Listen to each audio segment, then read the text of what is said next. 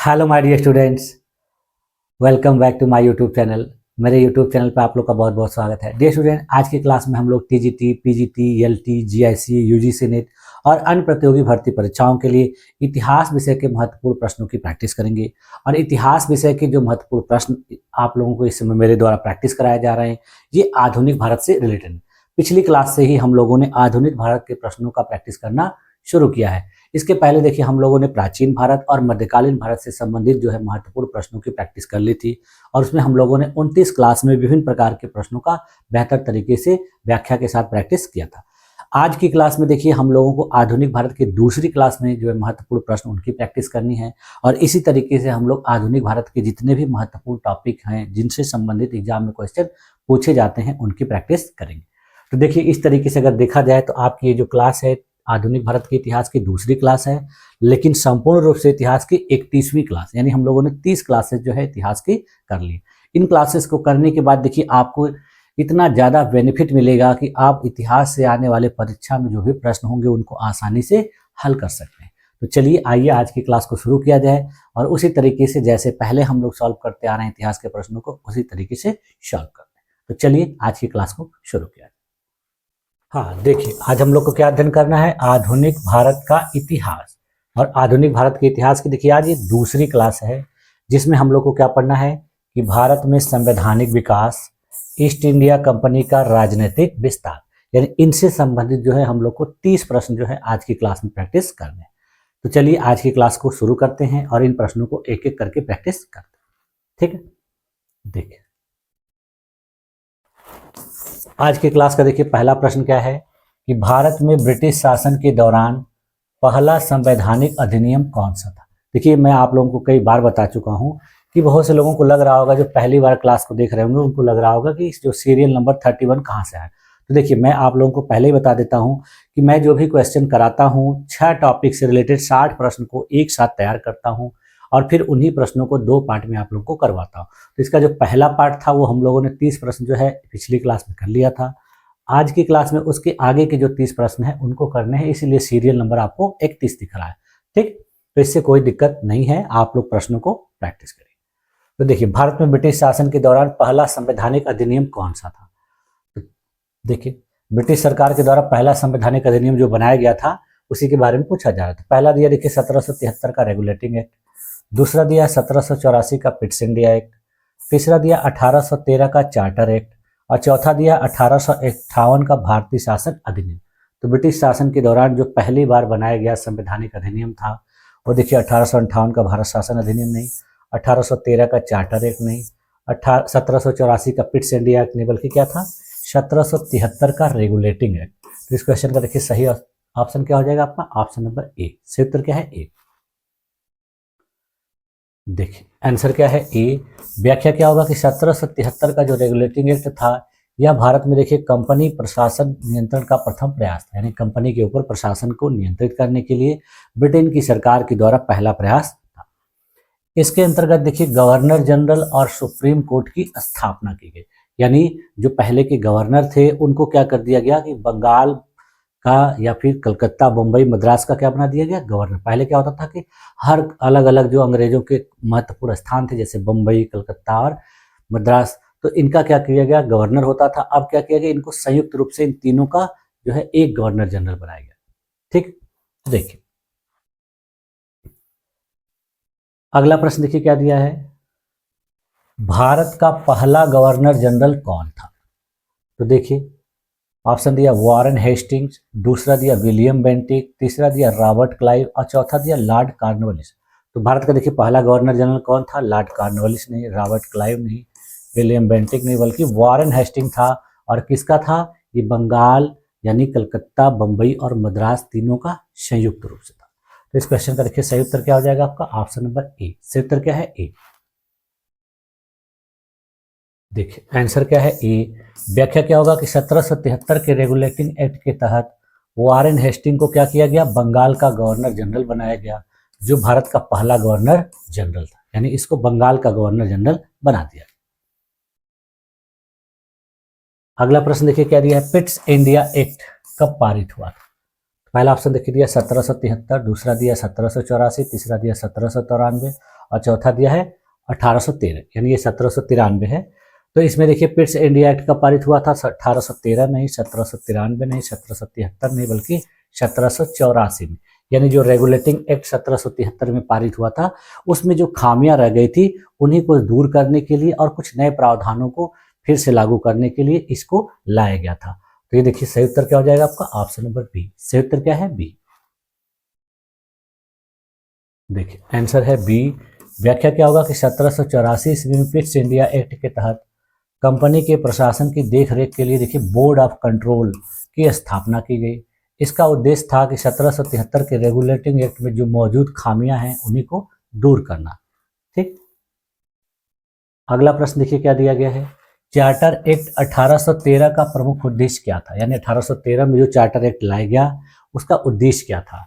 पहला देखिए दिया कंपनी के व्यापार पर पूर्ण नियंत्रण समाप्त करना, भारतीयों को उच्च प्रशासनिक पद देना, तीसरा दिया धार्मिक स्वतंत्रता देना, चौथा दिया संसद में भारतीय प्रतिनिधित्व देना। तो 1813 का जो चार्टर एक्ट था देखिए उसका प्रमुख उद्देश्य क्या था, संसद में भारतीय प्रतिनिधित्व देना नहीं, धार्मिक स्वतंत्रता नहीं, भारतीयों को उच्च प्रशासनिक पद देना नहीं, बल्कि क्या था, कंपनी के व्यापार पर पूर्ण नियंत्रण समाप्त करना। यानी कंपनी का जो व्यापार था उसका जो पूर्ण रूप से नियंत्रण था उसी को क्या करना, समाप्त कर देना। इस नियंत्रण को समाप्त करके उसके केवल दो जो है काम छोड़े गए, चीन के साथ व्यापार और भारत का जो है चाय का जो व्यापार था चीन के साथ, वो दो चीजों को छोड़ के बाकी नियंत्रण समाप्त कर दिए गए। इस क्वेश्चन का देखिए सही उत्तर क्या हो जाएगा आपका, ऑप्शन नंबर ए। सही उत्तर क्या है, ए। देखिए आंसर है ए। व्याख्या क्या होगा कि 1813 के चार्टर अधिनियम ने भारत में ईस्ट इंडिया कंपनी का जो एकाधिकार था व्यापार पर उसको समाप्त कर दिया, जबकि चीन के साथ व्यापार और भारत के साथ जो चाय का व्यापार था उस पर एकाधिकार बन, यानी इन दो चीजों को छोड़कर बाकी चीजों को समाप्त कर दिया गया। तो इस प्रकार से देखा जाए तो चाय को छोड़कर सभी वस्तुओं के लिए भारत के साथ व्यापार सभी ब्रिटिश नागरिकों के लिए खुल गया। पहले क्या था कि सभी ब्रिटिश नागरिकों के लिए व्यापार करने की अनुमति नहीं थी, लेकिन अब इसके बाद सभी लोगों को केवल चाय को छोड़कर बाकी चीजों का व्यापार कर सकते हैं। अगला क्वेश्चन देखिए दिया है, चार्टर एक्ट 1833 के तहत कौन सा नया पद सृजित किया गया। यानी जो 1833 का चार्टर एक्ट आया था उसके तहत कौन सा नया पद बनाया गया। तो देखिए पहला दिया भारत का गवर्नर जनरल, दूसरा दिया भारत का वायसराय, तीसरा दिया भारत का प्रधानमंत्री और चौथा दिया भारत का मुख्य न्यायाधीश। तो चार्टर एक्ट 1833 के तहत जो नया पद बनाया गया वो देखिए भारत के मुख्य न्यायाधीश का नहीं, भारत के प्रधानमंत्री का नहीं, भारत के वायसराय का नहीं, बल्कि किसका, भारत का गवर्नर जनरल। इस क्वेश्चन का देखिए सही उत्तर क्या हो जाएगा आपका, ऑप्शन नंबर ए। सही उत्तर क्या है, ए। देखिए आंसर है ए। व्याख्या क्या होगा कि 1833 के चार्टर एक्ट के द्वारा गवर्नर जनरल ऑफ बंगाल को क्या बना दिया गया, गवर्नर जनरल ऑफ इंडिया। यानी जो वारेन हेस्टिंग्स को बनाया था बंगाल का गवर्नर जनरल, अब ये क्या बन गया, गवर्नर जनरल पूरे भारत का। और इस पद पर किसको बनाया गया, विलियम वेंटिक को। गवर्नर जनरल की जो परिषद थी उसमें फिर देखिए क्या किया गया, एक चौथे सदस्य को जोड़ा गया जो एक कानूनी विशेषज्ञ होता था। यानी चार्टर एक्ट के द्वारा ये भी काम किया गया। और इस पद पर किसको नियुक्त किया गया, लॉर्ड मैकाले को इस पद पर नियुक्त किया गया और इस पद पर नियुक्त होने वाला वह पहला विधि अध्यक्ष या सदस्य बनाया गया। ठीक, अगला प्रश्न देखिए दिया है, 1858 का भारतीय शासन अधिनियम क्यों महत्वपूर्ण था। यानी 1858 में जो भारत शासन अधिनियम आया था, लागू किया गया था, उसका क्या महत्व था। तो पहला देखिए दिया, इसने कंपनी शासन समाप्त किया, इसने शिक्षा पर कानून बनाया, इसने स्वतंत्रता की घोषणा की, इसने भारतीय सेना की स्थापना की। तो देखिए 1858 का जो भारतीय शासन अधिनियम था वो देखिए इसने भारतीय सेना की स्थापना नहीं की, इसने स्वतंत्रता की घोषणा नहीं की, इसने शिक्षा पर कानून नहीं बनाया, बल्कि इसने क्या किया, कंपनी के शासन को समाप्त किया। तो इस क्वेश्चन का देखिए सही उत्तर क्या हो जाएगा आपका, ऑप्शन नंबर ए। सही उत्तर क्या है, ए। देखिए आंसर क्या है, ए। व्याख्या क्या होगा कि 1858 के अधिनियम से ईस्ट इंडिया कंपनी का शासन समाप्त हुआ और भारत का शासन जो है ब्रिटिश क्राउन यानी महारानी विक्टोरिया के अधीन आ गया। अगला प्रश्न देखिए क्या दिया है, भारत का प्रथम वायसराय कौन बना। पहला ऑप्शन देखिए दिया लॉर्ड कैनिंग, दूसरा दिया लॉर्ड डलहौजी, तीसरा दिया लॉर्ड कर्जन, चौथा दिया लॉर्ड रिपन। तो भारत का प्रथम वायसराय देखिए कब बनाया गया था, जब 1858 का अधिनियम भारत में लागू हुआ था, उसी के बाद भारत के वायसराय के पद की शुरुआत की गई थी। तो इस पद पर देखिए उस समय कौन व्यक्ति था, लॉर्ड रिपन नहीं, लॉर्ड कर्जन नहीं, लॉर्ड डलहौजी नहीं, बल्कि कौन बना था, लॉर्ड कैनिंग। तो इस क्वेश्चन का देखिए सही उत्तर क्या हो जाएगा आपका, ऑप्शन नंबर ए। सही उत्तर है ए। देखिए आंसर ए है। व्याख्या क्या होगा कि 1858 के अधिनियम के बाद जो है लॉर्ड कैनिंग भारत के प्रथम वायसराय बने। उन्होंने देखिए 1857 के विद्रोह के बाद प्रशासनिक पुनर्गठन किया, यानी इसी के काल में जो है 1857 की क्रांति हुई थी। अगला प्रश्न देखिए दिया है, भारतीय परिषद अधिनियम 1861 का महत्व क्या था, यानी भारतीय परिषद अधिनियम जो 1861 लागू किया गया था उसका क्या महत्व था। तो पहला ऑप्शन देखिए दिया क्या है कि विधान परिषद में भारतीयों को स्थान मिला। दूसरा दिया गवर्नर जनरल के अधिकार समाप्त किए गए, कंपनी को पुनः अधिकार दिए गए, नए विश्वविद्यालय स्थापित किए गए।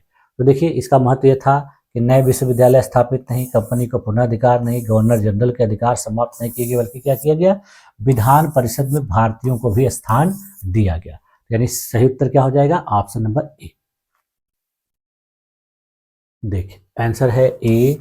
व्याख्या क्या होगा कि 1861 के अधिनियम से पहली बार भारतीयों को विधान परिषदों में गैर सरकारी सदस्य के रूप में नामित किया गया। ठीक,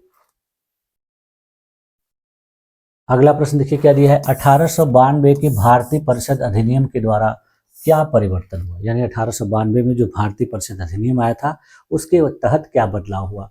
तो पहला ऑप्शन देखिए दिया, निर्वाचित सदस्यों की संख्या बढ़ाई गई। दूसरा दिया, प्रेस की स्वतंत्रता दी गई। तीसरा दिया, कंपनी शासन बहाल किया गया।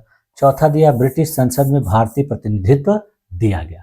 तो देखिए 1892 के भारतीय परिषद अधिनियम दिया क्या किया गया कि ब्रिटिश संसद में भारतीय प्रतिनिधित्व नहीं, कंपनी का शासन बहाल नहीं, प्रेस की स्वतंत्रता, बल्कि निर्वाचित जो सदस्य थे उनकी संख्या को बढ़ा दिया गया। तो सही उत्तर क्या हो जाएगा, ऑप्शन नंबर ए।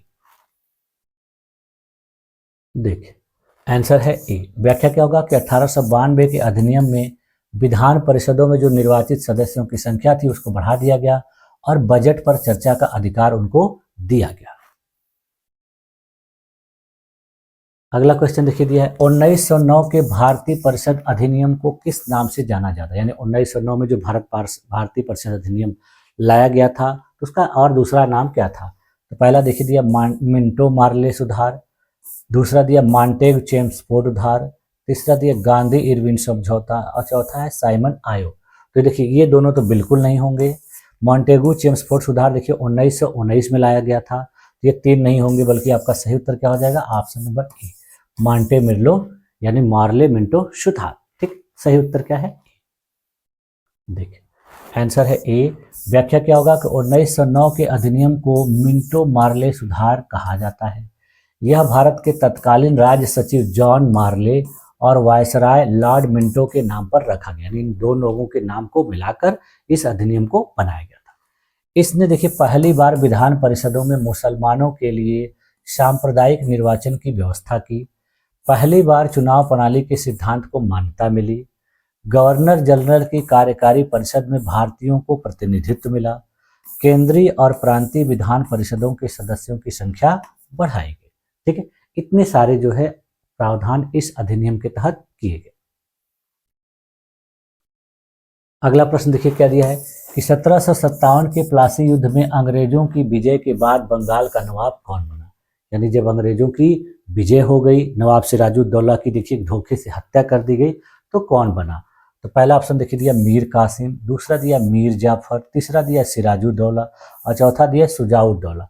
तो प्लासी के युद्ध में जब अंग्रेजों की विजय हो गई तो नवाब देखिए सुजाउद्दौला नहीं बना, सिराजुद्दौला नहीं, मीर कासिम नहीं, बल्कि किसको बनाया गया, मीर जाफर को। तो इस क्वेश्चन का देखिए सही उत्तर क्या हो जाएगा आपका, ऑप्शन नंबर बी। सही उत्तर क्या है, बी। देखिए आंसर है बी। व्याख्या क्या होगा कि प्लासी की विजय के बाद अंग्रेजों ने मीर जाफर को बंगाल का नवाब बना दिया, जिससे वे कठपुतली शासक बन गए। अगला क्वेश्चन देखिए दिया, लॉर्ड वेलेस्ली की कौन सी नीति भारत में अंग्रेजी साम्राज्य के विस्तार हेतु प्रमुख थी, यानी लॉर्ड वेलेस्ली के द्वारा कौन सी नीति लागू की गई थी जिससे अंग्रेजी साम्राज्य का विस्तार हुआ। तो पहला देखिए दिया सहयोग नीति, दूसरा दिया सहायक संघ की नीति, तीसरा दिया विभाजन नीति और चौथा दिया नियंत्रण नीति। तो लॉर्ड वेलेस्ली की जो नीति थी वो देखिए सहयोग की नीति नहीं थी, विभाजन की नीति नहीं, नियंत्रण की नीति, बल्कि कौन सी थी, सहायक संधि नीति थी। तो इस क्वेश्चन का देखिए सही उत्तर क्या हो जाएगा आपका ऑप्शन नंबर बी। सही उत्तर क्या है बी। देखिए आंसर है बी। व्याख्या क्या होगा कि लॉर्ड वेलेस्ली ने 1798 से 1805 के बीच सहायक संधि लागू किया, जिसके तहत भारतीय राज्यों को अंग्रेजी सेना रखनी पड़ती थी। अगला प्रश्न देखिए दिया है, किस शासक ने सहायक संधि को सबसे पहले स्वीकार किया? यानी सहायक संधि को स्वीकार करने वाला सबसे पहला शासक कौन सा था? तो पहला देखिए दिया हैदराबाद का निजाम, दूसरा दिया अवध का नवाब, तीसरा दिया मैसूर का टीपू सुल्तान और चौथा दिया मराठा पेशवा। तो जिस शासक ने सहायक संधि को सबसे पहले स्वीकार किया देखिए वो मराठा पेशवा नहीं, मैसूर का टीपू सुल्तान नहीं, अवध का नवाब नहीं, बल्कि कौन था? हैदराबाद का निजाम। यानी हैदराबाद के निजाम ने सबसे पहले सहायक संधि को स्वीकार किया था। तो सही उत्तर क्या हो जाएगा आपका ऑप्शन नंबर ए। देखिए आंसर है ए। व्याख्या क्या होगा कि 1798 में हैदराबाद के निजाम, जिसका नाम क्या था? निजाम अली खान, इसने ही सबसे पहले इस संधि को स्वीकार किया था। इसके बाद फिर देखिए अन्य कई भारतीय राज्य जैसे मैसूर को 1799 में, तंजौर को भी 1799 में, अवध को 1801 में, पेशवा को 1802 में, सिंधिया को 1803 में, गायकवाड़ को भी देखिए 1803 में, भरतपुर को 1803 में, जयपुर को 1803 में, जोधपुर को 1803 में, ग्वालियर को 1804 में, करौली को 1817 में और कोटा को 1817 में, उदयपुर को 1818 में क्या किया गया? इस संधि के तहत ब्रिटिश साम्राज्य में मिला। यानी इतने सारे जो राज्य थे उस समय ये किसके अधीन चले गए? सहायक संधि के तहत ब्रिटिश साम्राज्य में मिल गए। अगला क्वेश्चन देखिए दिया गया है कि व्यपगत का सिद्धांत यानी गोद निषेध प्रथा किसने लागू की थी? तो ऑप्शन देखिए दिया लॉर्ड वेलेस्ली, दूसरा दिया लॉर्ड डलहौजी, तीसरा दिया लॉर्ड कैनिंग और चौथा दिया लॉर्ड कॉर्नवालिस। तो व्यपगत का सिद्धांत जिसे गोद निषेध प्रथा कहा जाता है किसने लागू किया था? देखिए लॉर्ड कॉर्नवालिस ने नहीं, लॉर्ड कैनिंग ने नहीं, लॉर्ड वेलेस्ली ने नहीं, बल्कि लॉर्ड डलहौजी। तो इस क्वेश्चन का देखिए सही उत्तर क्या हो जाएगा आपका ऑप्शन नंबर बी। सही उत्तर क्या है? बी। देखिए आंसर क्या है? बी। व्याख्या क्या होगा कि लॉर्ड डलहौजी ने 1848 से 56 के बीच में क्या किया था? गोद निषेध प्रथा लागू, यानी ये गवर्नर जनरल बनकर आया था वह और उसी समय इसने इसको लागू किया। इसके अनुसार देखिए उत्तराधिकारी न होने पर राज्यों को क्या किया जाता था? ब्रिटिश शासन में मिलाए। यानी इस कानून का मतलब ये था कि अगर किसी भी भारतीय राजा का उत्तराधिकारी अपना खुद का संतान नहीं है तो वो उस राज्य को क्या करेगा? ब्रिटिश साम्राज्य में मिला। तो इसके तहत उसने भारत में कई राज्यों को अपने साम्राज्य में मिलाया था। देखिए गोद निषेध प्रथा यानी व्यपगत का सिद्धांत जो था इसके अंतर्गत कौन सा राज्य नहीं जोड़ा गया था? यानी इसके सिद्धांत के अंतर्गत किस राज्य को ब्रिटिश साम्राज्य में नहीं मिलाया गया? तो पहला देखिए दिया सतारा, दूसरा दिया झांसी, तीसरा दिया अवध, चौथा दिया नागपुर। तो गोद निषेध प्रथा यानी व्यपगत के सिद्धांत के तहत जिस राज्य को नहीं मिलाया गया ब्रिटिश साम्राज्य में वो देखिए कौन सा नहीं था? नागपुर था तो नहीं होगा, झांसी, सतारा इन सबको मिला लिया गया था। अवध को नहीं मिलाया गया था। अवध को देखिए कुशासन के आरोप के आधार पर मिलाया, यानी उसके ऊपर कुशासन का आरोप लगाया गया और फिर मिलाया गया। तो इस क्वेश्चन का देखिए सही उत्तर क्या हो जाएगा आपका ऑप्शन नंबर सी। सही उत्तर क्या है? सी। देखिए आंसर है सी। व्याख्या क्या होगा कि अवध को कुशासन यानी मिस रूल के आधार पर मिलाया गया था, जबकि बाकी राज्यों को गोद निषेध प्रथा के तहत मिलाया गया। और व्यपगत का सिद्धांत जो है इसके तहत लॉर्ड डलहौजी के द्वारा जो शामिल किए गए प्रमुख राज्य थे उसमें देखिए सतारा 1848 में, जैतपुर 1849 में, संभलपुर 1849 में, बघाट 1850 में, उदयपुर 1852 में, झांसी 1853 में, नागपुर 1854 में, तंजौर 1855 में, अर्काट 1855 में। इसके बाद उसने देखिए करौली को भी इस विलय के विचार पर किया था, लेकिन निदेशक मंडल ने मंजूरी नहीं, यानी उसने करौली को भी मिलाने का प्रयास किया लेकिन जो निदेशक मंडल था उसने इसकी मंजूरी नहीं। तो इस तरीके से इतने राज्यों को जो है व्यपगत के सिद्धांत के तहत ले लिया गया था। अगला क्वेश्चन देखिए दिया है, ईस्ट इंडिया कंपनी ने भारत में व्यापार का एकाधिकार किस अधिनियम द्वारा खोया? तो ऑप्शन देखिए क्या दिया? Charter act 1813, charter act 1833, regulating act 1773, Pitt's India act 1784। तो ईस्ट इंडिया कंपनी ने देखिए भारत में जो व्यापार का एकाधिकार था वो किस अधिनियम के द्वारा खोया? देखिए पिट्स इंडिया एक्ट 1784 नहीं, रेगुलेटिंग एक्ट 1773 नहीं, चार्टर एक्ट 1833 नहीं बल्कि चार्टर एक्ट 1813 के तहत। तो इस क्वेश्चन का देखिए सही उत्तर क्या हो जाएगा, ऑप्शन नंबर ए। सही उत्तर क्या है, ए। आंसर क्या है, ए। व्याख्या क्या होगा कि 1813 के चार्टर एक्ट के द्वारा ईस्ट इंडिया कंपनी का भारत में व्यापारिक एकाधिकार समाप्त कर दिया गया। अगला क्वेश्चन देखिए क्या दिया है, भारत का चांसलर किसे कहा गया है। तो ऑप्शन देखिए दिया गया, Lord Curzon, Lord Ripon, Lord Wellesley, Lord Dalhousie. तो भारत का चांसलर देखिए जिसे कहा गया है, लॉर्ड कर्जन को नहीं, लॉर्ड रिपन को नहीं, लॉर्ड वेलेस्ली को नहीं, बल्कि लॉर्ड डलहौजी को। इसको देखिए भारत का चांसलर कहा जाता था। तो इस क्वेश्चन का देखिए सही उत्तर क्या हो जाएगा आपका, ऑप्शन नंबर डी। सही उत्तर क्या है, डी। देखिए आंसर है डी। व्याख्या क्या होगा कि लॉर्ड डलहौजी ने भारत में रेल, तार, डाक और शिक्षा में सुधार किया, इसीलिए इसे भारत का चांसलर कहा गया। अगला क्वेश्चन देखिए दिया, आधुनिक भारत में स्वतंत्र प्रेस के जनक किसे कहा जाता है। तो ऑप्शन देखिए दिया, राजा राम मोहन राय, बाल गंगाधर तिलक, महात्मा गांधी, सुरेंद्र नाथ बनर्जी। तो आधुनिक भारत में देखिए स्वतंत्र प्रेस का जनक जिसको कहा जाता है, देखिए स्वतंत्र सुरेंद्र नाथ बनर्जी नहीं, महात्मा गांधी नहीं, बाल गंगाधर तिलक नहीं, बल्कि कौन, राजा राम मोहन राय को। तो इस क्वेश्चन का देखिए सही उत्तर क्या हो जाएगा आपका, ऑप्शन नंबर ए। सही उत्तर क्या है, ए। देखिए इसमें सभी भारतीयों को दिया गया है। अगर अंग्रेजों को दिया गया होता, इसमें किसको दिया गया है, भारतीयों को, तो इसमें नाम किसका आएगा, राजा राम मोहन राय। देखिए आंसर ए है। व्याख्या क्या होगा कि आधुनिक भारत में स्वतंत्र प्रेस के जनक के रूप में जेम्स ऑगस्टस हिकी को माना जाता है। चार्ल्स मेटकाफ को नहीं, जेम्स ऑगस्टस हिकी को माना जाता है, क्योंकि उन्होंने देखिए 1780 ईस्वी में भारत का पहला अखबार बंगाल गजट शुरू किया और ब्रिटिश सरकार की आलोचना करने के लिए जाने गए, जिससे क्या हुआ कि प्रेस की स्वतंत्रता की नींव पड़ी। इसके बाद फिर देखिए राजा राम मोहन राय को भारतीय भाषाई प्रेस और सामाजिक जागरूकता के जनक के रूप में भी जाना जाता है, जिन्होंने प्रेस के माध्यम से सुधारों का समर्थन किया। यानी अंग्रेजों में जेम्स ऑगस्टस हिकी और भारतीयों में जो है राजा राम मोहन राय। अगला क्वेश्चन देखिए दिया है, भारत में प्रथम प्रेस एक्ट कब पारित हुआ। तो देखिए दिया है 1835, 1857, 1867, 1908।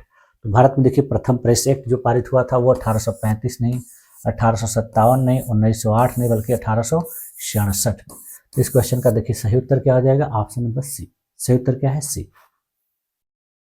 देखिए आंसर है सी। व्याख्या क्या होगा कि 1867 का भारतीय प्रेस अधिनियम जो है वो देखिए लॉर्ड मेयो के शासनकाल में पारित हुआ, जिसने प्रेस को कानूनी रूप से नियंत्रित किया। 1878 ईस्वी में पारित जो वर्नाकुलर प्रेस एक्ट था, इसे तत्कालीन वायसराय देखिए लॉर्ड लिटन ने भारतीय भाषाओं, गैर अंग्रेजी यानी अंग्रेजी के अलावा जो दूसरी भाषाएं थी उसके प्रेस पर सेंसरशिप लगाना और राष्ट्रवादी विचारों को दबाने के लिए इसको लाया था। इससे क्या हुआ कि सरकार को आपत्तिजनक सामग्री प्रकाशित करने वाले अखबारों को चेतावनी देने और जब्त करने का अधिकार मिल गया। यानी जो लोग ब्रिटिश सरकार की आलोचना करते थे या आपत्तिजनक चीज़ों को अपने अखबार में लिखते थे तो उस पर पाबंदी लगाई जाती थी, उनके प्रेस को जब्त कर लिया। तो इस तरह का कानून किसने बनाया था, लॉर्ड लिटन ने। ठीक, अगला प्रश्न देखिए दिया है, भारतीय शिक्षा में मैकाले मिनट किस वर्ष प्रस्तुत किया गया। यानी मैकाले के द्वारा जो मिनट यानी मैकाले का जो स्मरण पत्र था वो किस वर्ष लाया गया। तो दिया है 1823, 1835, 1854, 1882। तो भारतीय शिक्षा में जो मैकाले मिनट लाया गया था वो देखिए 1882 नहीं, 1854 नहीं, 1823 नहीं, बल्कि कब, 1835 में। तो इस क्वेश्चन का देखिए सही उत्तर क्या हो जाएगा आपका, ऑप्शन नंबर बी। सही उत्तर क्या है, बी। देखिए आंसर क्या है, बी। व्याख्या क्या होगा कि 2 फरवरी 1835 को लॉर्ड मैकाले ने अंग्रेजी शिक्षा को लागू करने के लिए अपना जो प्रसिद्ध था मिनट ऑन एजुकेशन प्रस्तुत, यानी मैकाले मिनट को उसने 1835 को प्रस्तुत किया था। अगला क्वेश्चन देखिए दिया, 1857 के विद्रोह का नेतृत्व कौन से भारतीय शासक ने किया। यानी 1857 का जो विद्रोह था उसका नेतृत्व किसके द्वारा किया गया। तो दिया है राजा राम मोहन राय, बहादुर शाह जफर, टंकाजी, टीपू सुल्तान। तो देखिए 1857 की जो क्रांति थी, जो विद्रोह था, उसका नेतृत्व देखिए किसने किया, टीपू सुल्तान ने नहीं, टंकाजी ने नहीं, राजा राम मोहन राय नहीं, बल्कि बहादुर शाह जफर ने। तो इस क्वेश्चन का देखिए सही उत्तर क्या हो जाएगा आपका, ऑप्शन नंबर बी। सही उत्तर क्या है, बी। देखिए आंसर है बी। व्याख्या क्या होगा कि 1857 के प्रथम स्वतंत्रता संग्राम में मुगल सम्राट बहादुर शाह जफर को प्रतीकात्मक नेता के रूप में चुना गया था। अगला प्रश्न देखिए क्या दिया गया है कि इलाहाबाद प्रेस और संवाद कौमुदी किस विषय के लिए प्रसिद्ध थे, यानी जो इलाहाबाद प्रेस और संवाद कौमुदी थी उसका क्या विषय था। पहला देखिए दिया शिक्षा, दूसरा दिया प्रेस स्वतंत्रता और सामाजिक सुधार, तीसरा दिया है कृषि सुधार और चौथा दिया व्यापारिक समाचार। तो इलाहाबाद प्रेस और संवाद कौमुदी जो थे जिसके लिए प्रसिद्ध थे वो देखिए व्यापारिक समाचार नहीं, कृषि सुधार नहीं, शिक्षा नहीं, बल्कि प्रेस की स्वतंत्रता और सामाजिक सुधार के लिए। तो इस क्वेश्चन का देखिए सही उत्तर क्या हो जाएगा आपका, ऑप्शन नंबर बी। सही उत्तर क्या है, बी। देखिए आंसर क्या है, बी। व्याख्या क्या होगा कि ये पत्र राजा राम मोहन राय के द्वारा प्रकाशित किए गए थे जो सामाजिक सुधार और प्रेस की स्वतंत्रता के लिए काफी महत्वपूर्ण थे। अगला प्रश्न देखिए दिया है, लॉर्ड कर्जन ने भारत में किस अधिनियम के माध्यम से सरकारी नियंत्रण को बढ़ाया था। तो पहला ऑप्शन देखिए दिया 1892 का भारतीय परिषद अधिनियम, दूसरा दिया 1904 का विश्वविद्यालय अधिनियम, तीसरा दिया 1909 का मार्ले मिंटो सुधार और चौथा दिया 1858 का भारतीय शासन अधिनियम। तो लॉर्ड कर्जन ने भारत में देखिए जिस अधिनियम के तहत सरकारी नियंत्रण बढ़ाया था वो देखिए 1858 का भारतीय शासन अधिनियम नहीं, 1909 का मार्ले मिंटो सुधार नहीं, 1892 का भारत परिषद अधिनियम नहीं, बल्कि 1904 का जो विश्वविद्यालय अधिनियम था इसके तहत। इस क्वेश्चन का देखिए सही उत्तर क्या आ जाएगा आपका, ऑप्शन नंबर बी। सही उत्तर क्या है, बी। आंसर है बी। व्याख्या क्या होगा कि लॉर्ड कर्जन ने मुख्य रूप से भारतीय विश्वविद्यालय अधिनियम 1904 के माध्यम से सरकारी नियंत्रण को बढ़ाया था। उसने विश्वविद्यालयों पर सख्त सरकारी नियंत्रण स्थापित किया और शिक्षा के स्तर में सुधार के बहाने उच्च शिक्षा पर ब्रिटिश निगरानी को बढ़ा दिया।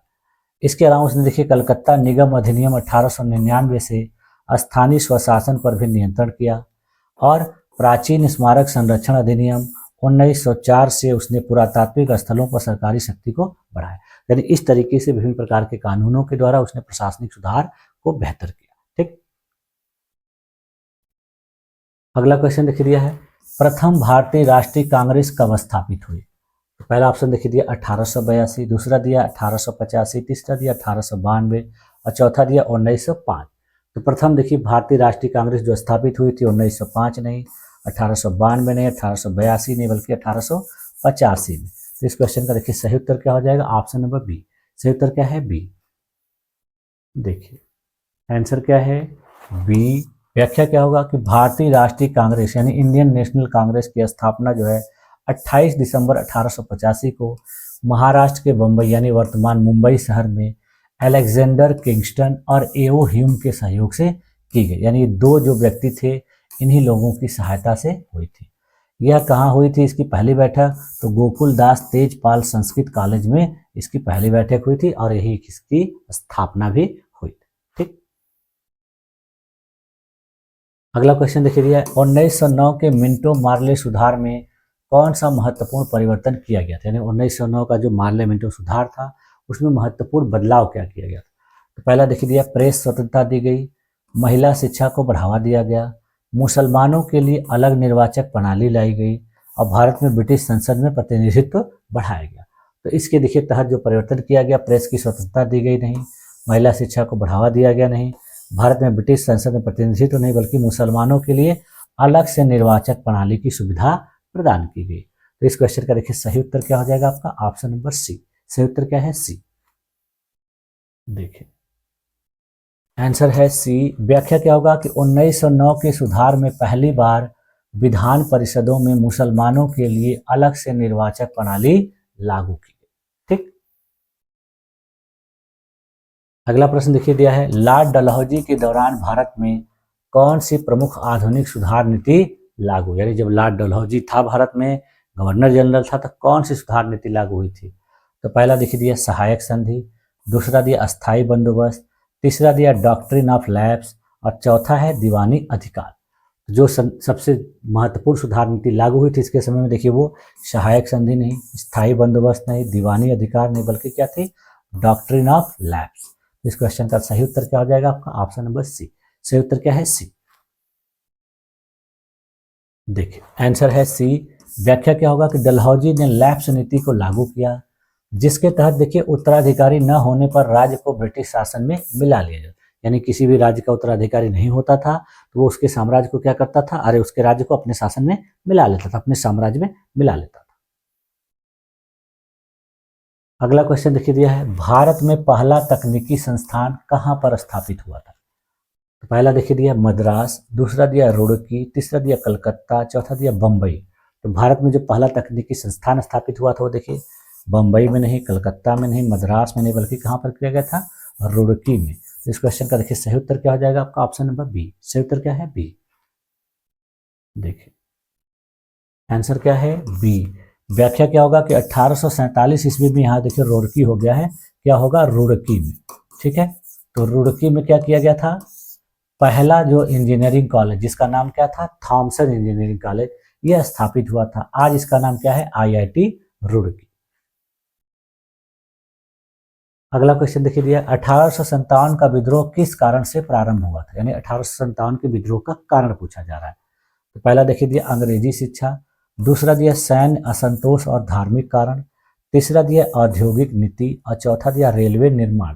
तो 1857 का विद्रोह जिस वजह से प्रारंभ हुआ था वो देखिए क्या था, रेलवे निर्माण नहीं, औद्योगिक नीति नहीं, अंग्रेजी शिक्षा नहीं, बल्कि सैन्य असंतोष और धार्मिक कारण, यानी सैनिकों में असंतोष था और विभिन्न प्रकार के धार्मिक कारण थे, जैसे जो गाय और सुअर की चर्बी की अफवाह फैली थी सेना में कि जो कारतूस इस्तेमाल किए जा रहे हैं, उस समय की जो बंदूक थी तो उसमें कहा गया कि ये गाय और सुअर की चर्बी का खोल लगा हुआ है, तो इससे क्या होगा कि धार्मिक रूप से बहुत ज़्यादा समस्या उत्पन्न हो गई और इसकी वजह से वहाँ पर विद्रोह शुरू हो गया। तो इस क्वेश्चन का देखिए सही उत्तर क्या हो जाएगा आपका, ऑप्शन नंबर बी। सही उत्तर क्या है, बी। ठीक, देखिए आंसर है बी। व्याख्या क्या होगा कि 1857 का विद्रोह जो है मुख्य रूप से देखिए क्या हुआ, चर्बी वाला जो कारतूस था उसी की अफवाह है, यानी उसी यही तत्कालिक कारण था उसके शुरू होने का। इसने क्या किया, धार्मिक भावनाओं को भड़काया, लेकिन इसके पीछे जो है गहरे राजनीतिक, यानी डलहौजी की हड़प नीति, भेदभाव, आर्थिक शोषण, सामाजिक यानी धर्म में हस्तक्षेप, नस्ली भेदभाव और सैन्य पदोन्नति की कमी, दुर्व्यवहार इत्यादि अनेक कारण थे। यानी कई कारण थे, लेकिन तात्कालिक कारण क्या था, यही चर्बी वाले कारतूस की जो अफवाह थी। तो जो देखिए भारतीयों में अंग्रेजों के प्रति लंबे समय से पनप रहे असंतोष का परिणाम था, यानी अंग्रेजों के प्रति भारतीयों में बहुत दिनों से असंतोष मन ही मन अंदर दबा हुआ था और वो असंतोष क्या किया, इसी समय बाहर निकलकर आ गया। हाँ, अब देखिए अगला प्रश्न, लॉर्ड बेंटिक की कौन सी नीति भारत में लागू हुई, यानी लॉर्ड विलियम बेंटिक ने कौन सी नीति भारत में लागू की। पहला देखिए दिया पैदावार सुधार, दूसरा दिया सती प्रथा उन्मूलन, तीसरा दिया अस्थायी बंदोबस्त और चौथा दिया डॉक्ट्रिन ऑफ लैप्स। तो लॉर्ड देखिए बेंटिक ने कौन सी नीति भारत में लागू की, तो पैदावार सुधार नहीं, स्थायी बंदोबस्त नहीं, डॉक्ट्रिन ऑफ लैप्स नहीं, बल्कि सती प्रथा का उन्मूलन। तो इस क्वेश्चन का देखिए सही उत्तर क्या हो जाएगा आपका, ऑप्शन नंबर बी। सही उत्तर क्या है, बी। देखिए आंसर क्या है, बी। व्याख्या क्या होगा कि लॉर्ड विलियम बेंटिक ने भारत में मुख्य रूप से सामाजिक सुधारों और शैक्षिक नीतियों को लागू किया, जिनका देखिए भारतीय समाज पर महत्वपूर्ण प्रभाव पड़ा था। इसमें उन्होंने 1829 ईस्वी में सती प्रथा को पूरी तरह से समाप्त कर दिया, और ये किसके प्रयास से हुआ था, तो राजा राममोहन राय। ठीक, अगला प्रश्न और आज की क्लास का अंतिम प्रश्न, इसके बाद देखिए बाकी के प्रश्नों को हम लोग जो है नेक्स्ट क्लास में प्रैक्टिस करेंगे। देखिए इसमें पूछा क्या जा रहा है कि इलाहाबाद विश्वविद्यालय की स्थापना कब हुई, यानी इलाहाबाद यूनिवर्सिटी कब स्थापित की गई। पहला देखिए 1857, 1861, 1887, 1904। तो इलाहाबाद विश्वविद्यालय देखिए कब बना था, 1857 को नहीं, 1857 में देखिए क्या बना था, कलकत्ता, बम्बई और मद्रास। 1861 में नहीं, 1904 में नहीं, बल्कि कब बना था, 1887 में। इस क्वेश्चन का देखिए सही उत्तर क्या हो जाएगा, ऑप्शन नंबर सी। सही उत्तर क्या है, सी। देखिए यहाँ पर आंसर ए टाइप हो गया, आंसर क्या होगा इसका, सी राइट आंसर होगा। व्याख्या क्या होगा कि भारत में इलाहाबाद विश्वविद्यालय जो अब प्रयागराज विश्वविद्यालय है, ये इसकी स्थापना देखिए 23 सितंबर 1887 को हुई थी और यह भारत के सबसे पुराने विश्वविद्यालय में से एक, यानी ये इलाहाबाद का नाम अभी क्या हो गया है, प्रयागराज, लेकिन इस विश्वविद्यालय का नाम अभी भी यही है। इसकी स्थापना देखिए सर विलियम म्योर के संरक्षण में हुई थी और इसे पूरब का ऑक्सफोर्ड के नाम से भी जाना जाता है। ठीक, यानी इसको ईस्ट का ऑक्सफोर्ड कहा जाता है। ठीक, तो देखिए आज की क्लास में इस तरीके से हम लोगों ने देखिए 30 महत्वपूर्ण प्रश्नों का प्रैक्टिस किया और ये 30 महत्वपूर्ण प्रश्न जो भी थे ये देखिए आपके एग्जाम में पूछे जाते हैं और बहुत सी परीक्षाओं में इसको पूछने की संभावना भी है। तो इस तरीके से आप लोग अगर इसको अच्छे तरीके से प्रैक्टिस कर लेंगे तो आपके परीक्षा में बहुत सारे जो प्रश्न हैं वो आसानी से सॉल्व किए जा सकते हैं। ठीक है, तो मुझे उम्मीद है कि आप लोगों को ये सारी चीज़ें अच्छी तरीके से समझ में आ गई होंगी और अगर आप लोगों को किसी भी प्रकार का त्रुटि नज़र आता है किसी भी ऑप्शन में, किसी भी क्वेश्चन में, तो आप लोग कमेंट कर सकते हैं, कमेंट में बता सकते हैं। अगर मैं उसमें त्रुटि पाता हूं तो उसको ज़रूर संशोधित करूंगा। ठीक है, तो आप लोगों ने मेरी इस क्लास में अपने आप को इतनी देर तक इतने धैर्यपूर्वक बनाए रखा, इसके लिए आप लोग का बहुत बहुत धन्यवाद। मिलते हैं अगली क्लास में और भी महत्वपूर्ण प्रश्नों के साथ, तब तक के लिए थैंक यू।